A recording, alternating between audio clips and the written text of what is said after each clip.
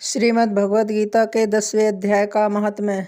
श्री नारायण जी बोले कि हे लक्ष्मी जी, अब 10वें अध्याय का महात्म्य कहता हूँ, तू ध्यान से श्रवण कर। एक समय कैलाश पर्वत पर शिव पार्वती बैठे थे। एक हंस मेरे दर्शन को आया। वह हंस ब्रह्मा का वाहन था और ब्रह्मलोक से मानसरोवर को जाता था। उस सरोवर में सुंदर कमल के फूल खिले हुए थे। वह हंस एक कमल को लांघने लगा और उसकी परछाई कमल पर पड़ी। वह हंस अचेतन हो, काला हो आकाश से गिर पड़ा। तब उसी समय उस मार्ग में मेरा एक गण आया।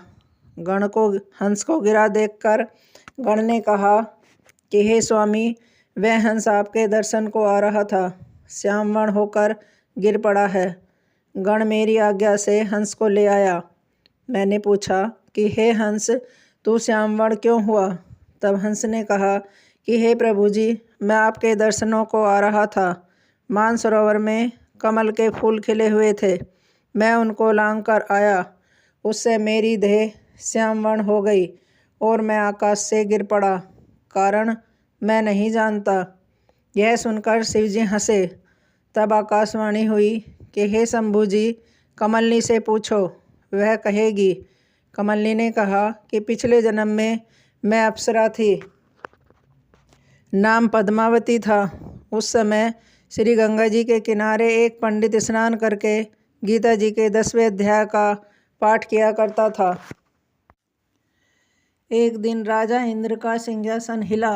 तब इंद्र ने मुझे आज्ञा दी कि तू जाकर उस पंडित की तपस्या भंग कर। आज्ञा पाकर मैं उस विप्र के पास गई। उस विप्र ने मुझे श्राप देकर कहा कि हे पापिन, तू कमलनी हो जा। उसी समय मैं कमलनी हो गई। तभी से मैं गीता जी के 10वें अध्याय का पाठ करती हूँ। उसी से मेरा तेज है कि मुझको लांघने वाला काला होकर अचेत होकर गिर जाता है। तब हंस ने कहा कि मेरा यह श्यामवर्ण कैसे श्वेतवर्ण होवे, और तूने इस कमल देह से छूटकर कैसे देवदेह पाई? तब कमलनी ने कहा कि जब कोई श्री गीता जी के 10वें अध्याय का पाठ सुनावेगा तब उद्धार होगा। तब उस पंडित ने सरोवर में स्नान कर शालिग्राम का पूजन कर 10वें अध्याय का पाठ किया। उसे हंस और कमलनी ने सुना। तब उनका उद्धार तत्काल हुआ। हंस श्वेत हुआ और कमलनी देवकन्या हुई। हरिओम।